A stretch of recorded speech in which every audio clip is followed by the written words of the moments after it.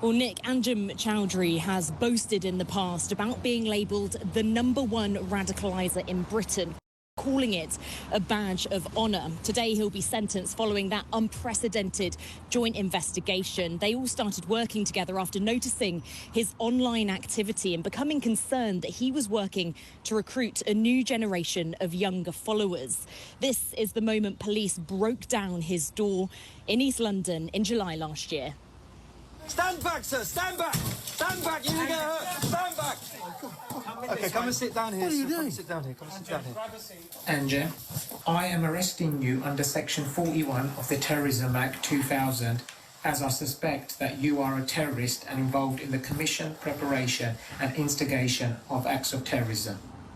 Choudary is linked to the banned Islamist group Al-Muhajirun. He told the court during a 6-week-long trial here in Woolwich that he was one of its 3 original members, and prosecutors say he directed it for a significant period of time over the last decade and encouraged support for it by delivering lectures online. The group has had different names over the years to try to evade counter-terror laws, but a number of high-profile terrorists have been linked to it, including the killer of Fusilier Lee Rigby, the leader of the London Bridge attacks, and the man who killed 2 students at Fishmongers Hall in 2019. In the witness box, Choudary tried to downplay his significance. He said he was like a top footballer, remembered for just one part of the career, saying, if you ask about Kevin Keegan, people says he plays football for Liverpool. People look at me and think Al-Muhajirun. After last week's guilty verdict, Commander Dominic Murphy, the head of Scotland Yard's counter-terrorism command, said Choudary has a long history of radicalising people in the UK and overseas. This verdict is really significant for public safety. It means that an individual who's had such a significant impact on vulnerable and younger people in radicalising them towards terrorism is now in custody. Well, this won't be Chowdary's first time in prison. He was first jailed in 2016 for supporting the terror group ISIS.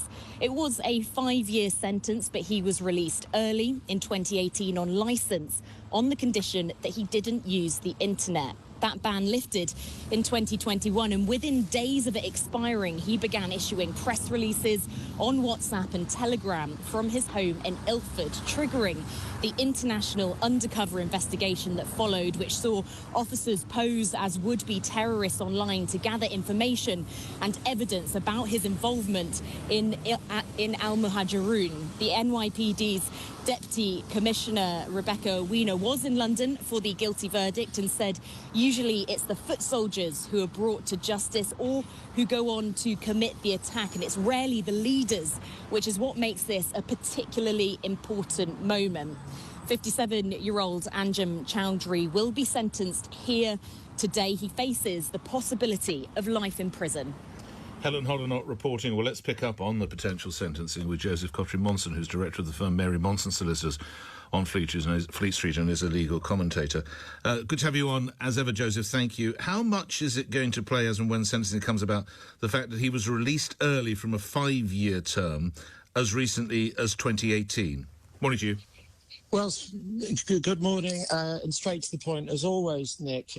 Substantially aggravated because he appears actually to have planned his offending around his licence conditions. That does a couple of things. First of all, it shows it's aggravating in itself, but it shows just how calculating this was. And it's interesting. He's a former solicitor. This is somebody who knew, or thought he knew, Nick, how to play the system in such a way that he would avoid not just detection, that's the evidence, but also conviction, that's the law.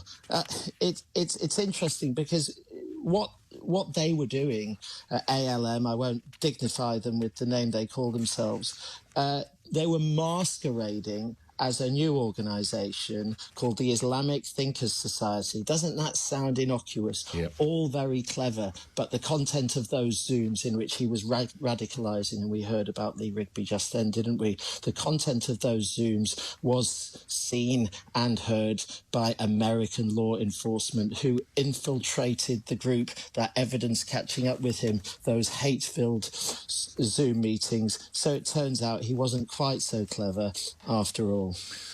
how does a judge determine a length of sentence? Well, maximum sentence, sure you're aware, life imprisonment, Section 56, Terrorism Act, directing a proscribed organisation, Maximum sentence in life is life, and it's rare circumstances in which that would be appropriate. But looking at the fact that he ran a trial, so he doesn't get a discount, he pleaded not guilty and was found guilty, that means, and that aggravating aspect of both his previous criminal conviction for a similar offence, but also the fact that he appears to have planned his offending cynically around it. I think given all of that, I wouldn't be surprised if a life sentence wasn't exactly what he received today. Wow. Joseph, thanks as ever for your input. Joseph Kotrie-Monson is director of the Mary Monson Solicitors firm to be found on Fleet Street. Joseph is a legal commentator. We've got